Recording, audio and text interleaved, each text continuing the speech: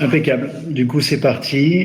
Bienvenue à tous sur le deuxième webinaire Dealer, donc dédié à l'investissement dans le domaine de la chirurgie dentaire.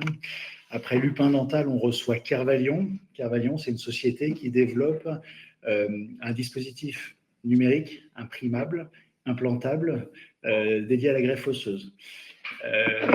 J'ai le docteur Gilles Murat avec moi, qui est chirurgien oral, qui s'occupera de challenger à mes côtés un petit peu la solution en fin de webinaire. Et côté Kervalion, sans plus attendre, je vous laisse la main, je vous laisse vous présenter et dérouler sur votre présentation. Il y aura un petit temps d'échange à la fin, petite question-réponse si on en a. Ok, très bien. Allez-y. Je vais partager mon écran.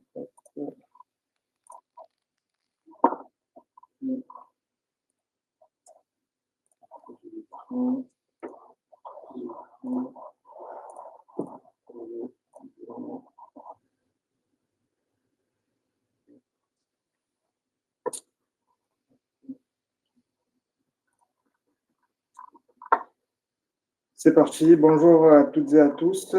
Merci à OralCap pour l'invitation à ce webinaire sur l'impression 3D au service de la chirurgie dentaire par notre société Kervalion qui a été créée le 31 janvier 2025, cofondée par Gilles De Villers, ici présent, directeur général et CBO de la société, et moi-même, Adil Belaïd, président et CEO de la société.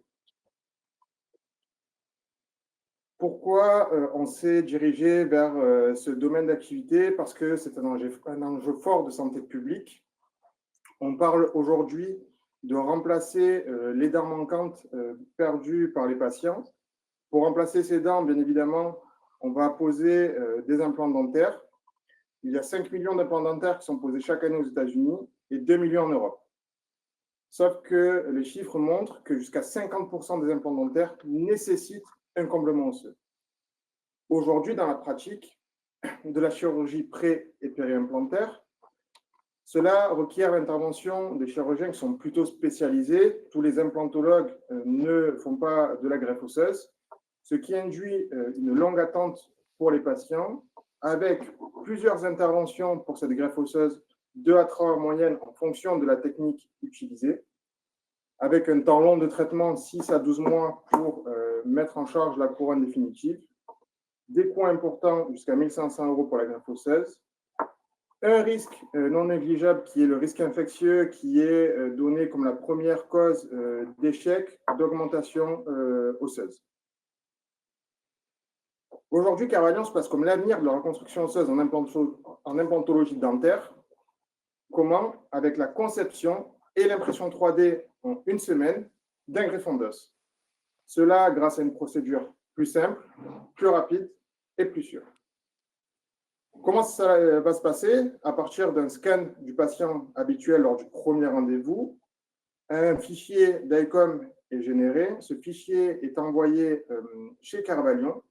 Grâce à un modèle automatisé par l'intelligence artificielle, le scan qui est reçu va être travaillé pour qu'on puisse modéliser de manière patient adaptée le greffon. Donc, chaque greffon est patient adapté. En plus d'avoir un greffon patient adapté, sur la planification, on va pouvoir positionner un ou plusieurs implants sur le greffon d'os. Le greffon d'os va donc servir de guide pour la pose de l'implant. Une fois que ce fichier modélisé avec le positionnement des implants est validé par le praticien, nous, ça nous permet de l'envoyer en impression 3D grâce à un matériau qu'on a développé qui a été breveté. Et puis, ce greffon, une fois qu'il est imprimé, il est envoyé stérile chez le praticien et cela va permettre en une seule intervention de poser le greffon et le ou les implants dentaires. Cette innovation, elle a été co-développée par les praticiens pour les praticiens avec une technologie au service des patients, des praticiens et du système de santé. Pour les patients, bien évidemment, cela rend l'acte plus confortable avec une procédure plus rapide pour avancer la mise en charge de la couronne et donc améliorer la qualité de vie de ces patients. Pour le praticien, le bénéfice, c'est que pour ceux qui ne font pas de greffe osseuse, c'est bien évidemment d'y avoir accès avec un process plus facile et plus simple. Mais également, pour ceux qui sont un peu plus experts, c'est de gagner du temps de fauteuil en diminuant, en divisant le nombre d'interventions. Au lieu de faire la greffe puis l'implant, d'avoir une seule étape. Cela va donner aussi un taux de réussite amélioré, une diminution des réinterventions et par conséquent, soit une augmentation des revenus, soit une augmentation du temps libre pour l'organisation du cabinet ou autre. Pour le système de santé, étant donné qu'on a un matériau avec des propriétés antibactériennes que je vais vous montrer tout à l'heure, au-delà du premier acte, de la première intervention où le praticien va donner des antibiotiques, du fait d'avoir un matériau antibactérien, ça va diminuer le risque d'infection, donc diminuer le risque d'intervention et donc diminuer le fait que le patient va revenir pour reprendre des antibiotiques. Cela va donc diminuer les coûts de traitement pour le système de santé et avoir une accessibilité aux soins qui est améliorée. Alors, on ne va pas s'arrêter là. La partie chirurgie dentaire, c'est quelque chose que l'on maîtrise aujourd'hui avec notre produit, mais on a aussi un projet qui pousse sur la partie orthopédique, trauma, mais aussi dans le traitement du cancer des os. Aujourd'hui, pour un prix de marché du greffon, les praticiens et patients vont donc bénéficier d'un acte accessible pour tous les niveaux, de l'omnipratique à l'expert, avec moins de consultations patients, une seule intervention, moins d'infections, et donc plus de temps libéré, plus de patients, et donc plus de revenus. Comment ça va se passer? Comme je vous l'ai dit tout à l'heure, nous, à partir du premier rendez-vous du patient, on va avoir la commande du greffon, sa fabrication, et le rendez-vous pour poser le greffon et l'implant. Et tout cela peut être possible en moins d'une semaine avec notre technologie. Donc, je vous ai parlé d'un biomatériau qui était mis en impression 3D. Donc, cette technologie qui a été co-développée avec les praticiens fait l'objet aujourd'hui d'une demande de brevet publiée en 2024. Ce premier brevet concerne à la fois la formulation du biomatériau, de comment il est composé, mais aussi comment il est mis en forme par impression 3D et l'indication d'utilisation. Associé à cela, on a deux demandes de brevet également en cours de dépôt. Une qui concerne l'architecture du greffon, une taille de port spécifique, une forme de port spécifique, un gradient de porosité spécifique. Et on a également une demande qui concerne comment le greffon est fixé dans un premier temps, puis dans un second temps. La méthode de pose de fixation du greffon est aussi sur l'objet d'une demande de brevet. Notre matériau a donc des propriétés que je vais vous montrer tout à l'heure, mécaniques, pour répondre au cahier des charges des praticiens, des propriétés antibactériennes que j'ai mentionnées, mais aussi des propriétés biologiques idéales, libérant les contraintes actuelles. Pour ce brevet, on a une licence exclusive mondiale et on a également fait 2 études de liberté d'exploitation favorables en Europe et aux États-Unis.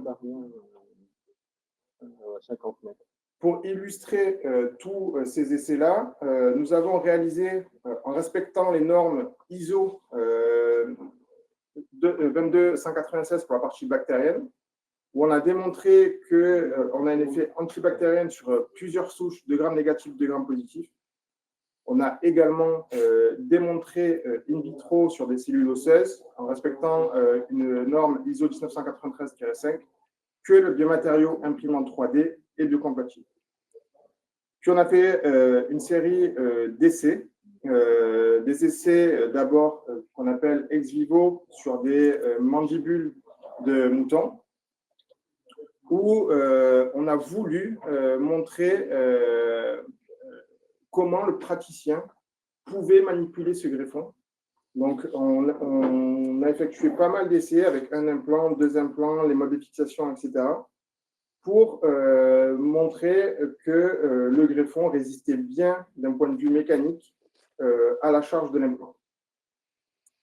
Puis, finalement, on a réalisé des essais in vivo sur une cohorte de rats, où là, on a démontré sur de la calvaria de rat, donc sur le crâne du rat, en plaçant notre matériau comparé à des défauts sans matériaux, qu'après 14 semaines, on a à peu près 70% de régénération osseuse, sachant qu'on observe qu'à 8 semaines, on est sur un plateau de la régénération osseuse. Donc, pour réaliser tout cela, on a Gilles, ici présent, qui est cofondateur, directeur général et CDO de la société, qui est lui pharmacien et qui a plus de 28 ans d'expérience, que ce soit dans le domaine medtech, biotech, pharma. Il a participé et cofondé 3 sociétés avant Clairvoyant dont il était président. Aujourd'hui, Gilles s'occupe du parti stratégique avec les partenaires, la stratégie de levée de fonds également, et l'implantation qu'il va mentionner de notre filiale aux États-Unis. Moi-même, je suis cofondateur, président et CEO de cette société. Moi, j'ai plus de 10 ans d'expertise et d'expérience dans le domaine de la reconstruction de l'os, que ce soit dans le domaine de l'orthopédie. Donc, j'ai démarré ma carrière dans le domaine de l'orthopédie. Tout niveau, trauma, ostéoporose, cancer. Et depuis 5 ans maintenant, je travaille sur la partie dentaire, mais également sur la partie orthopédique. On a eu également la chance de travailler avec plusieurs personnes. Fanny, qui est notre ingénieur formulation, qui produit le biomatériau qui est imprimé en 3D. Aurélien, qui est lui responsable de la conception 3D, de toute la partie automatisation de la modélisation. Et on a Marilyn qui, elle, s'est occupée de tous les essais précliniques in vitro et in vivo. On n'est pas seul dans cette équipe. Au-delà de tous les partenaires, cabinets réglementaires et autres, on a des cofondateurs chercheurs, professeur Cornu, docteur Bechelani, docteur Cavaillès, qui sont responsables scientifiques sur les parties physico-chimie des matériaux et sur la partie biologie. Puis, on a la chance aussi d'avoir un board clinique avec le professeur Cuisinier ici présent et qui va prendre le relais juste après moi pour vous commenter un exemple de cas qu'on pourrait faire chez les patients. Le docteur Dutuel Collard également présent. Et le docteur Philippe Chollet qui va s'associer au professeur Cuisinier pour vous parler de la réalisation qu'on a fait. Donc, c'est le docteur Chollet qui a manipulé ce que vous allez voir dans la vidéo qui va suivre. Et puis, on a aussi un conseil stratégique avec des gens qui sont reconnus dans le domaine des dispositifs médicaux et notamment dans le domaine des dispositifs médicaux sur la reconstruction de l'os. Donc, je vais arrêter le partage pour vous partager une vidéo.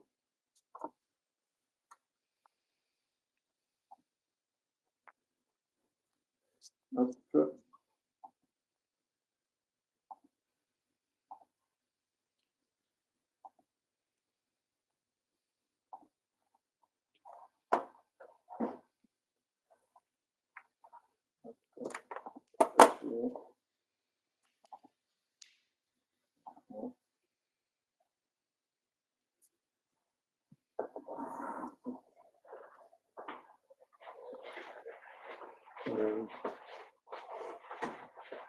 Philippe, c'est toi qui vas présenter la vidéo.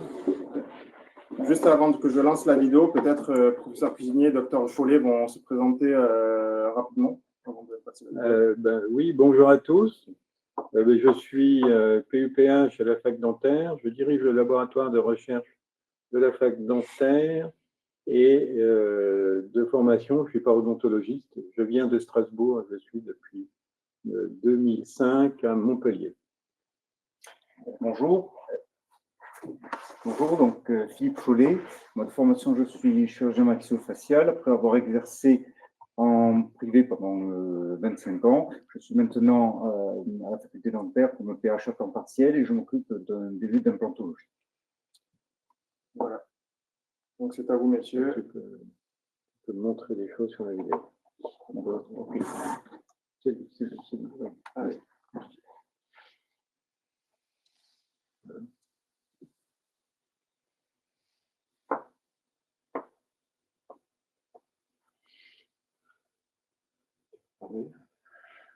Oui, donc la planification se fait à partir d'un scan que vous avez réalisé.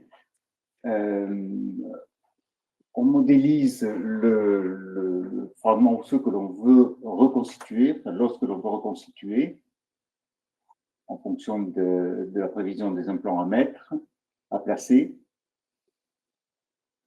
Ensuite, une modélisation nous est renvoyée et avec le positionnement des implants, et on valide ou on modifie cette représentation. Ça, c'est un cas mandibulaire, un cas maxillaire. On peut indiquer la taille du greffon maximum que l'on peut utiliser. Ça a été défini. Oui. Et de... donc là, on est sur des worst case qui font 30 mm de longueur et 16 mm de largeur et 8 mm de profondeur. Donc là, c'est un cas maxillaire avec une dent unitaire à remplacer. Lorsque l'on fore, la pression que l'on exerce, ça correspond à peu près à un os de densité entre 2 et 3 du matériau. Le matériau, c'est vraiment très agréable à forer.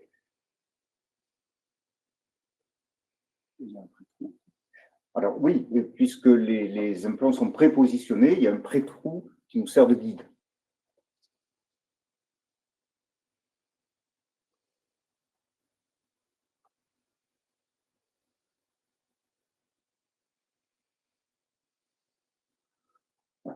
C'est le premier fourré de 2 avec un guide qui nous permet de vérifier l'axe et le positionnement de l'implant, du futur implant à placer. Bon, la séquence de travail est exactement comme si on travaille dans de l'os naturel.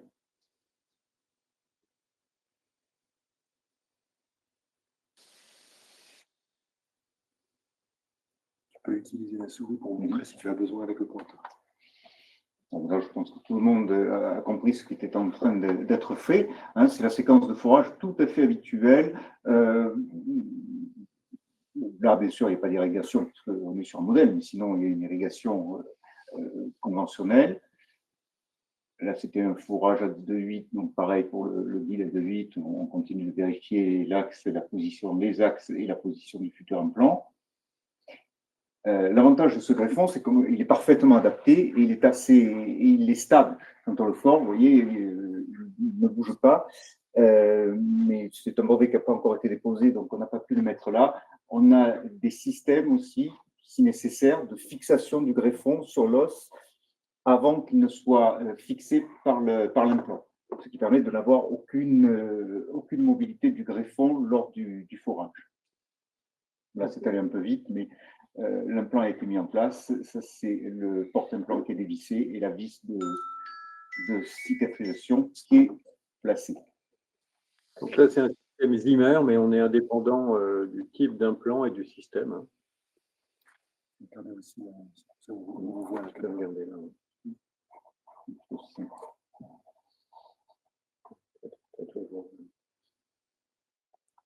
Voilà, donc à la fin de l'intervention, le greffon est parfaitement fixé par l'implant dans les 2 ou 3 mm ou 3 ou 4 mm d'implant, d'apex d'implant qui sont dans l'os natif. Ça, c'est un terme mandibulaire. Donc, on sait les difficultés qu'il y a d'augmenter les crêtes mandibulaires.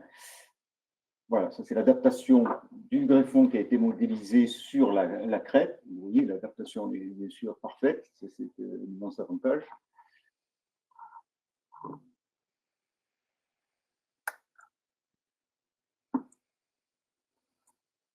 Voilà, ce genre de situation, on est toujours content d'avoir un greffon parfaitement adapté.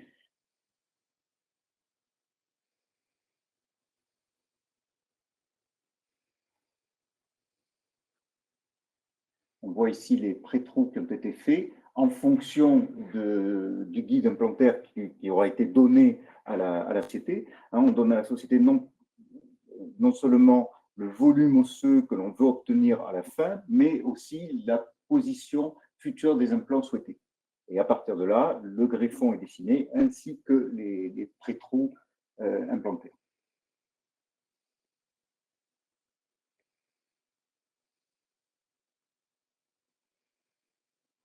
Et une fois de plus, c'est dans ce genre de situation où le système qui est au point, mais qui n'est pas encore complété, donc on n'a pas pu vous le montrer là, de fixation du greffon sur l'os est adapté. Là, évidemment, sur un modèle in vitro, c'est très facile de tenir le greffon, mais parfois, on le sait très bien, dans la cavité buccale, il peut y avoir plus de difficultés. Et avoir un greffon stable, c'est vraiment fondamental. Donc, la stabilité est non seulement obtenue par la congruence, mais par ce système. Donc voilà, ça a été les premiers forêts à 2-2. On replace les guides, bien sûr.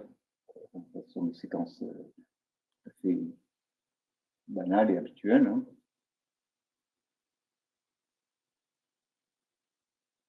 Alors, l'avantage de ces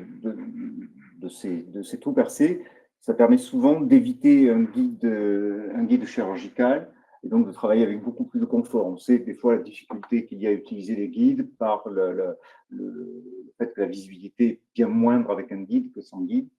Là, on a un peu les avantages des deux systèmes. Donc, le forage a été effectué et les implants peuvent être mis en place.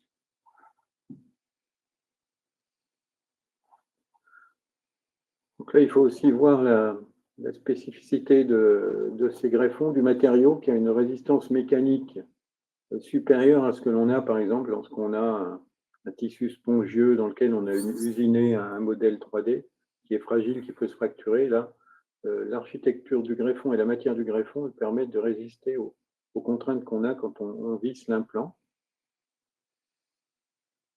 Et c'est un système un peu coopératif, c'est-à-dire le greffon peut tenir l'implant et l'implant tient le greffon en fonction des problématiques cliniques que l'on a. Oui, donc que ce soit au forage ou lors du vissage des implants, c'est vraiment très agréable parce qu'on a l'impression d'être dans un os de densité, je vous dis, entre 2 et 3. Ce n'est pas du tout cet effet spongieux qu'on peut avoir avec certains matériaux. Voilà, donc ça c'est les greffons en place, les implants en place. La congruence, bien entendu, est parfaite, la stabilité est parfaite. Le cas recouvre le tissu. Voilà. Alors, oui, avec, ça on en a discuté, avant de mettre les tissus mous, nous, ce qu'on préconise, c'est de recouvrir le PRF, puis de mettre les tissus mous. Et pas si vous voulez, le problème avec ces allogreffes, c'est que des fois, c'est un peu irritant pour le périoste, il ne faut pas qu'il y ait de déchirure et de déhiscence ultérieure de la plaie.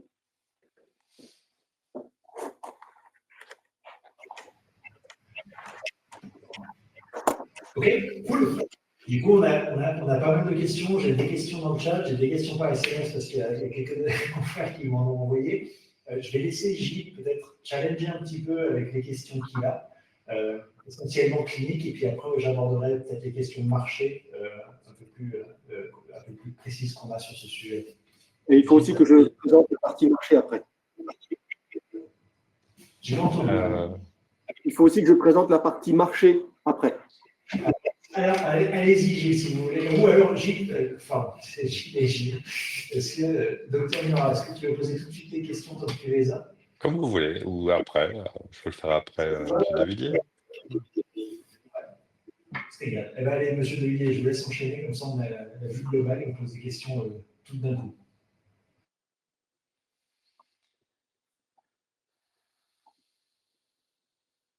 Donc moi, je vais vous montrer les chiffres du marché, la concurrence.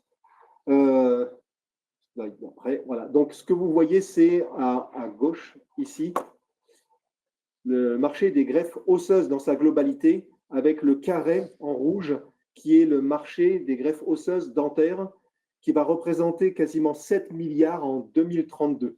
Et nous, ce que l'on propose, c'est de capturer une part de marché de ce marché greffon dentaire et de créer un nouveau par la facilité d'utilisation de la greffe.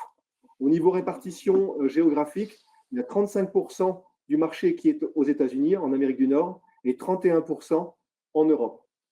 Sur le nombre de procédures exercées, dans les 5 plus grands pays d'Europe, on est à plus de 700 000 greffes osseuses, quasiment 1,7 million aux États-Unis et quasiment 1,3 million si on rassemble Brésil, Russie, Inde et Chine. L'environnement concurrentiel, alors vous connaissez tous ça par cœur, les greffes autogènes, halogènes, xénogènes, je ne vais pas rentrer dans le détail. Nous, on a un matériau biosourcé, Kerbalion a un matériau biosourcé très confortable pour le patient qui permet une utilisation de l'omnipraticien à l'expert avec un prix qui est dans le marché et surtout une seule opération requise à la place de 2 ou 3. Et ici, sur votre droite, il y a des noms de concurrents. Une autre manière de voir le réseau de valeur, ce sont les participants qui travaillent sur la greffe osseuse, en bas à gauche, les personnes qui travaillent, les entreprises qui travaillent dans l'implant dentaire et dans l'imprimante. En fait, ce réseau va plutôt être un réseau de partenaires pour la distribution que vraiment des concurrents. Et ce que nous proposons, c'est de faire une hybride entre la vente directe pour montrer la preuve de concept dans un État et passer par la distribution sur le reste des territoires. Donc une stratégie commerciale qui commence par un développement aux US. Pourquoi? Parce que le dispositif médical est de classe 2 aux US et de classe 3 en Europe. Donc on va commencer aux US et on a déjà des signaux forts de traction marché avec un produit qui, je le rappelle, est un produit qui a été développé par des praticiens pour des praticiens. Nous avons établi des contacts très nombreux aux États-Unis et en Europe et aussi des discussions avec les distributeurs un peu partout en Europe et aux États-Unis. Ici, ce n'est pas pour lire la liste, mais c'est un extrait de tableau d'identification des leaders d'opinion avec qui nous avons entamé des discussions. Et ce que l'on cherche, en fait, c'est de trouver les praticiens, les leaders d'opinion qui vont participer, qui vont nous aider à l'évangélisation de la solution Kerbalion. Ce que va faire Kerbalion, en fait, c'est qu'on produit le greffon, donc la synthèse du biomatériau, ce qu'on appelle la résine. On fait l'impression 3D et on propose la modélisation faite par IA. Et Kerbalion va aussi proposer le support marketing et technique aux distributeurs partenaires et aussi à la Kerbalion Academy. Alors, qu'est-ce que c'est la Kerbalion Academy? C'est un endroit dans les universités où on va enseigner la manière de poser la greffe, le greffon osseux Kerbalion. Nous allons commencer par Montpellier dans la rentrée prochaine, en septembre 2026. Nous avons déjà des contacts à Paris, à Gênes, à Porto, et à Harvard, à Boston et à Miami. Et je vous engage, si vous êtes intéressé, à nous contacter directement et si vous souhaitez participer et contribuer à l'évangélisation de ce greffon osseux. Les ventes, donc nous allons commencer les ventes en 2028 aux US. On est parti d'hypothèses vraiment très conservatrices avec 144 praticiens qui vendront à peu près 30% qui utiliseront 30% de greffons Kerbalion et 30%, 144, c'est 0,1% des praticiens faisant du comblement osseux. Et rien qu'à travers la formation de Kerbalion Academy, je pense que nous serons très largement au-dessus de ces 144. En 2029, on lancera la mise sur le marché en Europe. Et là encore, nous avons été très conservateurs en prenant seulement 2 fois 144, donc 288, en ayant le même nombre de ventes aux États-Unis et en Europe. Donc, pas de take-off trop violent. Donc là aussi, on est encore très conservateur pour atteindre 55 millions en 2032. Le plan de développement, donc nous sommes ici en ce moment en train de faire un amorçage et de finir l'amorçage sur du dilutif de 500 000 € qui va financer entre autres la preuve de concept chez le Minipig. Avec ce résultat et aussi avec des essais, preuves de concept chez l'homme qui seront effectués au Brésil, nous allons faire une série A de 4 millions pour financer la tox réglementaire et l'industrialisation. L'industrialisation qui est extrêmement simplifiée, extrêmement simple ici. Et la tox réglementaire, ce n'est ni plus ni moins que de répliquer les données et les expériences qu'Habib a montrées auparavant, sauf que là, ça sera fait par des sociétés qui auront l'estampille, qui seront GLP et qui seront indépendantes. et aussi pour financer l'investigation clinique en Europe et le 510K qui pourra être obtenu par un predicate et les premières ventes aux US. Nous allons faire une série B pour étendre notre domaine d'application à l'orthopédie, pas seulement dentaire, mais l'orthopédie, et aussi accélérer les ventes aux États-Unis et en Europe. Donc les finances, les besoins financiers qui sont regroupés ici à gauche en dilutif et non dilutif. Donc pour l'amorçage, il y a 500 000 € en dilutif plus 1 million en dilutif qui nous donne 1,5 million. Pour financer, je l'ai dit tout à l'heure, l'étude chez les mini-pigs, la validation du produit, les RH et autres. Dans la série A, ça sera 5,8 millions pour la tox réglementaire, le 510K, l'investigation clinique, l'industrialisation et surtout les ventes, préparation des ventes, l'installation aux US et les RH. Et la série B de 15 millions avec 5 millions, avec 10 millions en dilutif et 5 millions en non dilutif pour faire l'extension sur l'orthopédie et l'accélération des ventes. Un benchmark de 2 sociétés qui ont été rachetées par Zimmer et puis Sirona, qui notamment étaient avant des distributeurs de ces sociétés qu'ils ont rachetées. Tatum a été racheté par Sirona, qui était le distributeur pendant 2 ans avant de faire son acquisition. Je pense que ça sera très probablement notre histoire aussi. La levée et la stratégie de sortie, donc basée sur le jalon des résultats que Habib vous a présentés, donc faisons ce tour d'amorçage pour un besoin de 500 000 € en dilutif, avec une valorisation de la société à 3 millions, avec 2 possibilités de sortie. Une première sortie avec une valorisation de 100 millions en 2028, quand on aura fait les premières ventes. Donc ça sera une valorisation sur la preuve commerciale sur le dentaire.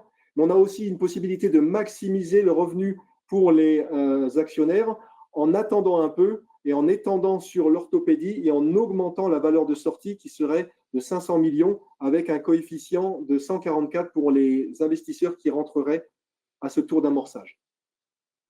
La stratégie d'investissement, nous avons une syndication qui s'oriente comme ceci, donc les investisseurs qui investiront à travers Oral Capo en direct. Nous avons déjà 9 lettres d'intention signées par des praticiens. On en attend une 10e. Voilà, avec un groupe de BA qui est regroupé par Méliès et Capital Angel. Nous sommes passés hier au comité d'investissement. Nous sommes en train d'attendre le résultat de ce comité d'investissement et dans quelques jours, nous saurons combien vont investir et à quel niveau. On a déjà une petite idée du montant qui a déjà été réalisé hier. Nous avons Sophie Larreau qui investit 1 pour 1 par rapport au Business Angel, Méliès Capital Angel. Et nous avons Sharpstone, c'est un fonds d'amorçage qui investirait. On doit avoir la réponse aussi cette semaine. Nous avons aussi une option sur Capital Cell, qui est un fonds d'investissement participatif, où nous avons passé toutes les étapes, sauf la dernière de campagne, pour, si besoin, compléter le tour de 500 000. Si nous n'arrivions pas à atteindre 500 000 avec la syndication que j'ai mentionnée avant, nous passerions par Capital Cell. Et c'est une société qui est spécialisée dans la santé. Donc, pour résumer, le montant de la levée que nous cherchons, c'est 500 000 € avec un ticket minimum de 5 000 € et une valorisation pré-monnaie de 3 millions d'euros. Et nous sommes… évidemment, il y a la question de la fiscalité. Kerbalion a le statut de jeune entreprise d'innovation et de rupture, JEIR, et pour ça, donc, la souscription au capital de Kerbalion ouvre à une réduction d'impôt de 50%. Et vous pouvez faire des investissements, l'investissement direct dans Kerbalion à travers un PEA-PME, à travers une société, à travers aussi le dispositif Madelin. Mais comme c'est marqué, c'est indiqué en dessous, investir comporte des risques et vous devez prendre conseil auprès de votre conseiller fiscal. C'est la mention légale que je suis obligé de vous indiquer. Et maintenant, nous sommes prêts à répondre à toutes vos questions. D'abord, les questions inutiles, j'ai bien compris. C'est parfait, tout le monde suit. Il y a de plus en plus de questions et c'est bien. On va les prendre dans l'ordre, mais d'abord, Gilles, peut-être ton retour et ton retour clinique pour l'expérience. Alors, bonsoir à tous. C'est quoi l'origine de ce produit alors? Alors, c'est un produit qui a été développé au départ pour faire de la greffe osseuse dans la colonne vertébrale, les patients qui avaient des métastases osseuses. Et le laboratoire de la fac dentaire, donc le LBN, a participé à l'évaluation animale avec 2 modèles animaux qu'on avait. C'est un modèle sur la queue, sur les vertèbres de queue de rat, et avec un os qui ressemble vraiment à la mandibule, et sur la calvaria. Voilà. En fait, c'est un matériau plastique. C'est un matériau à base polymère. Mm. Donc, c'est un polymère qu'on a dopé pour pouvoir répondre à plusieurs choses. Il fallait que le polymère il soit imprimable en 3D, qu'il soit biocompatible, qu'on le rende bioactif. Donc, on a dû mettre au point un polymère sur la base de polymère de polyester qui existe déjà pour d'autres applications en santé. Et on a dopé du coup ce matériau avec d'autres éléments pour avoir un matériau imprimable, biocompatible, qui est aussi au conducteur.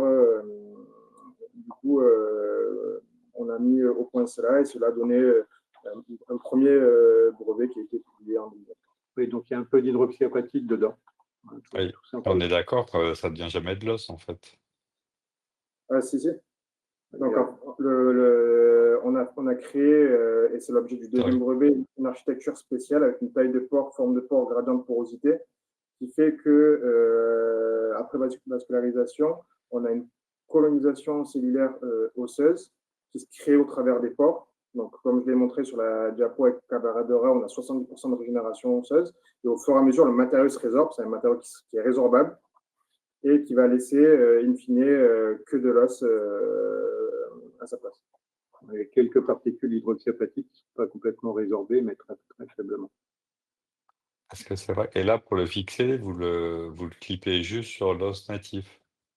C'est ça, on a développé un système de fixation, et ça, c'est le troisième brevet. Donc, sur la vidéo qu'on a montrée, on a fait d'autres essais confidentiels cette fois-ci, où on a testé plusieurs méthodes de fixation pour d'abord fixer de manière primaire le greffon sur l'os natif, pour le fixer. Une fois qu'il est fixé, là, on peut travailler et poser les implants au travers du greffon qui sert de guide. Et donc ça, c'est cette méthode de fixation-là, et c'est l'objet du troisième brevet. Donc, on pourra en parler dans quelques semaines et vous montrer les vidéos et les images. Ouais. Après, c'est vrai que c'est encore un peu tôt pour savoir si votre système sur l'homme, voilà, fonctionne bien. C'est vrai que les greffes osseuses, je suis d'accord avec vous, il y en a souvent besoin. Il y a différentes tailles de greffes. Des fois, ça peut être des petites greffes. Et là, c'est vrai, ce que vous avez présenté, c'est des greffes verticales. C'est vrai que c'est souvent là où on peut avoir le plus d'échecs. À mon sens, c'est pas forcément plus simple pour le praticien parce qu'il y a quand même une connaissance des tissus, de l'anatomie, de trouver la laxité. Donc, je pense que ça reste quand même malgré tout un geste difficile. Souvent les blocs, c'est vrai qu'on les transfixe. Moi, j'ai essayé, chez Biobank, donc c'est déjà sorti il y a quelques années, les greffons sur mesure. Heu, c'est de l'os humain, hein, qui a été traité. Hem, en fait, à 2 ans, 3 ans, vous voyez, ça s'était fibrosé, ce qui fait que ça avait operculisé, la gencive. Et donc j'avais dû, déposer l'ensemble. C'est pour vous dire que c'est vrai que c'est difficile de faire mieux que l'os humain. Enfin, moi, en tant que praticien, c'est ce que je ressens en termes de tarifs, quand à mon avis, il faut comparer ça par rapport à de l'aérogé type, Couris qui se fait, par rapport à l'aérogé type Urban, ce qui se fait beaucoup. C'est vrai qu'une membrane armée titane, c'est au moins 300 € avec des pins où on va avoir au moins 400 € de matériel. Les greffons sur mesure, je me souviens plus combien ça coûtait. Donc, aujourd'hui, c'est dur de vous donner vraiment mon point de vue clinique parce que c'est encore tout neuf, hein, donc je ne sais pas si ça fonctionne, si ça fonctionne pas. Tout ce que je sais, c'est que voilà, les greffes osseuses, c'est quand même, en effet, il y en a besoin, c'est quelque chose qui est difficile, mais pour se lancer dans, stabiliser une greffe et un implant en même temps, en vertical, faut vraiment être sûr de son cas, vous voyez? Parce que là, en fait, dans le modèle ce que vous avez montré, vous stabilisez uniquement votre implant dans l'os natif. Ça veut dire que si vous faites du vertical, en fait, vous avez un implant qui est ostéo-intégré juste dans les premiers millimètres, donc il y a quand même un risque d'échec qui peut être important. Alors, deux réflexions. L'utilisation des membranes armées en titane, c'est quand même très technique. Et l'extériorisation est relativement fréquente. Le taux d'échec est relativement fréquent.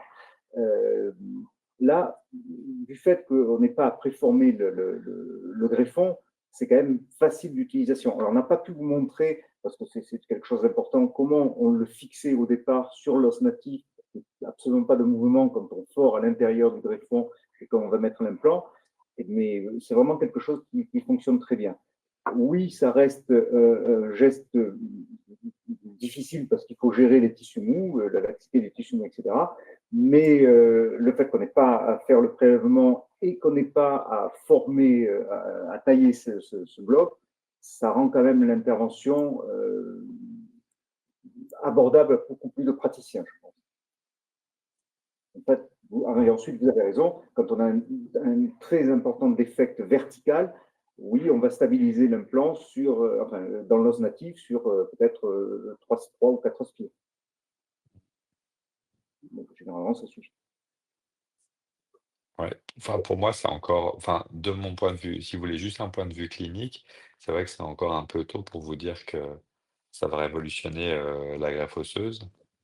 Alors, vous Ouais, il avez n'y a pas eu raison. encore d'essais et de retour humain. Non, mais voilà, après, je me rends compte que vous À la avez fin de l'histoire, travaillé, développé, et je veux pas, vous voyez, je veux pas vous dire que ça marche pas alors qu'on n'a jamais testé, hein. Mais en tout cas, c'est vrai qu'il y a une demande, à mon sens, réellement sur le marché. Je pense que simplifier la greffe osseuse, c'est ce qui se passe aujourd'hui, parce que, vous voyez, chez Biotech, ils ont fait avec Pierre Keller une grille justement titane où vous mettez de l'os. C'était justement pour éviter de manipuler une membrane RPM, donc de chez Urban. Vous voyez, on tend, c'est vrai, pour les praticiens, à essayer de leur faciliter le geste. Cependant, moi je trouve que c'est vrai qu'il faut quand même pas minimiser le savoir-faire des greffes osseuses, si vous voulez, et la gestion des tissus mous, enfin tout ça, à mon avis, c'est qu'il faut quand même le mettre en place au sein d'une réelle formation, parce que sinon, autrement ça Oui, marche pas, à mon sens. d'où la Carvalho Academy qui, à mon sens, est quelque chose de tout à fait pertinent et qui doit être voilà, stimulé. Mm. Donc c'est vrai que moi je prélève quasiment tout le temps en rétromolaire. Voilà, c'est après moi aussi je fais que ça, donc par expérience. Enfin, pour un praticien qui fait ça tout le temps, pour l'instant, j'en aurais pas forcément besoin. Mais après, si les études cliniques sur quelques temps nous prouvent que ça fonctionne, moi, je veux bien essayer, comme j'ai pu essayer les blocs sur mesure de chez Biobank, vous voyez, comme j'ai pu essayer les grilles de chez Biotech. Euh, Moi, voilà, je suis ouvert au contraire à tout ce qui peut révolutionner la dentisterie de demain. Très bien, merci. Merci de vos remarques. Voilà.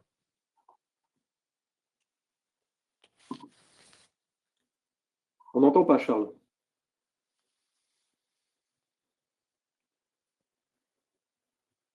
Non, on n'a pas le son, Charles. C'est qu'on pourrait répondre aux questions.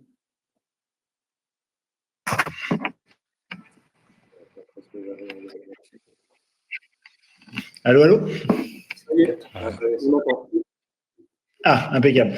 Bon, merci Gilles. Merci à tous. En tout cas, c'est assez clair. Moi, ça me paraît bien de recentrer effectivement ton avis, parce que toi, tu fais que ça, Gilles. Et je trouve que c'est important d'aller direct un petit peu et de taper là où ça peut faire mal.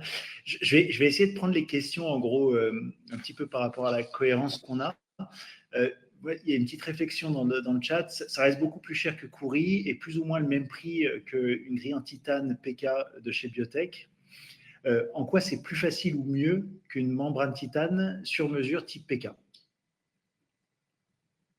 Voilà. Une fois de plus, c'est la facilité d'utilisation.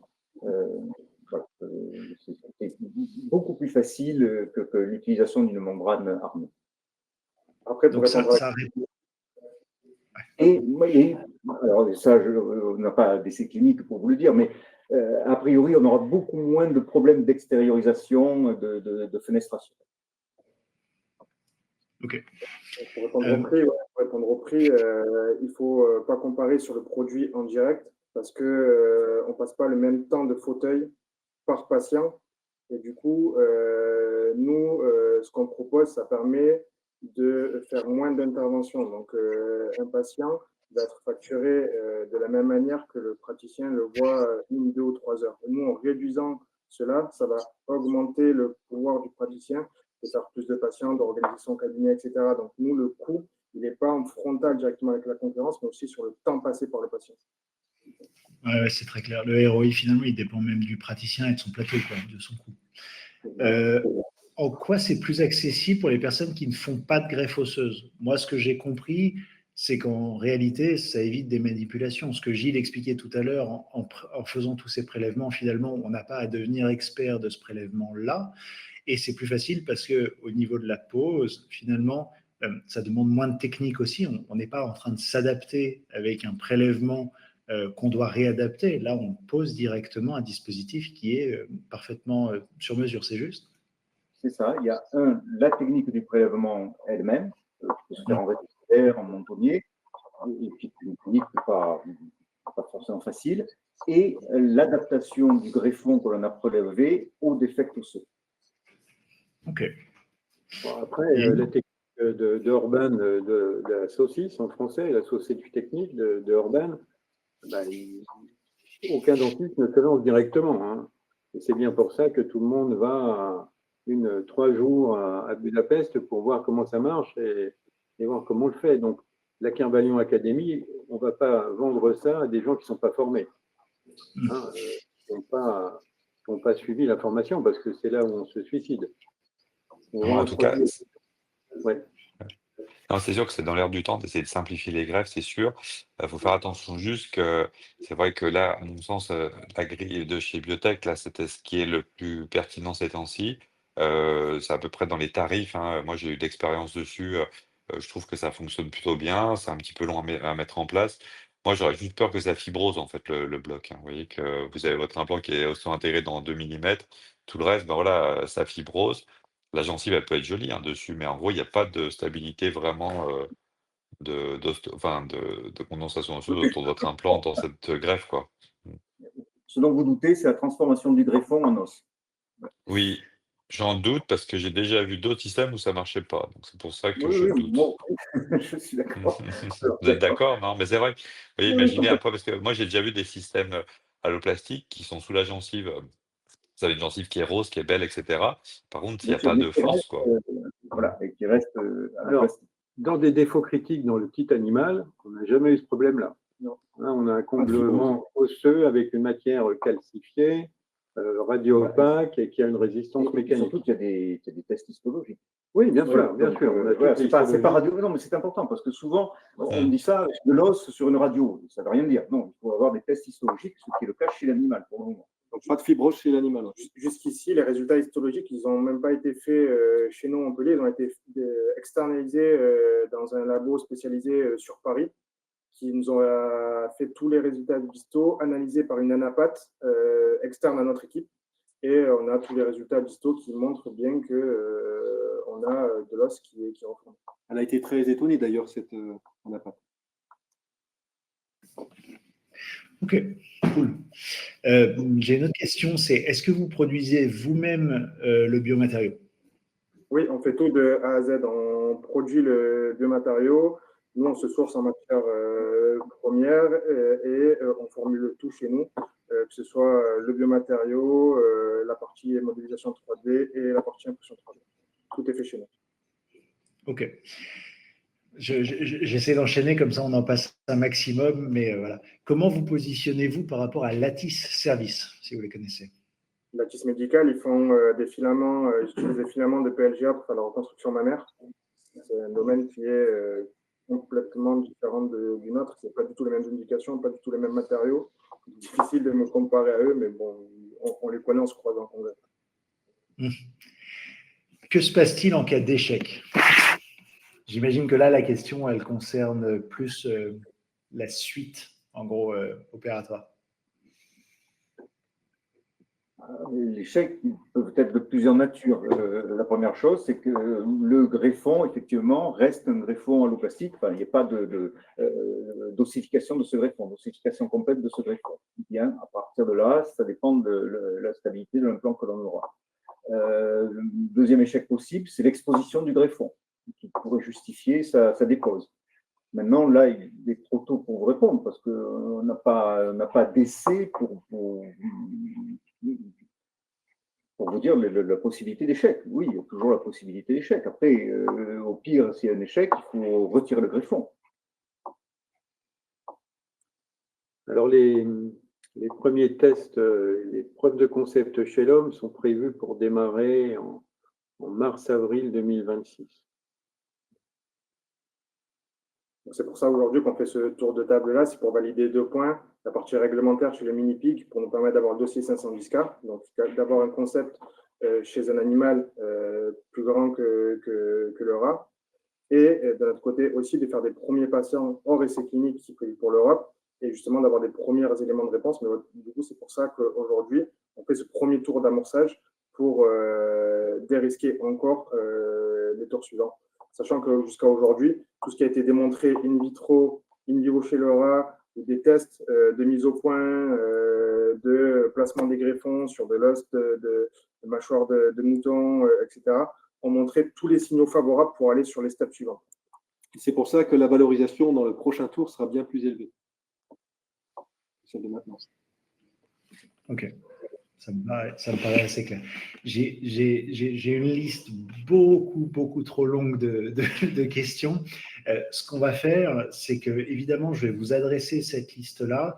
Tous les participants au webinaire auront accès aux questions et aux réponses. Alors, pas les questions qu'on vient d'adresser oralement, mais toutes celles qui seront écrites, on les rediffusera. Nous, on s'occupera de les publier aussi sur les réseaux sociaux, c'est-à-dire sous la vidéo qu'on va publier sur YouTube et qu'on va rendre disponible à notre cercle privé. Donc, c'est une vidéo qui sera uniquement accessible aux chirurgiens dentistes qui ont déjà investi ou qui sont sérieux dans leur idée de s'investir dans l'industrie.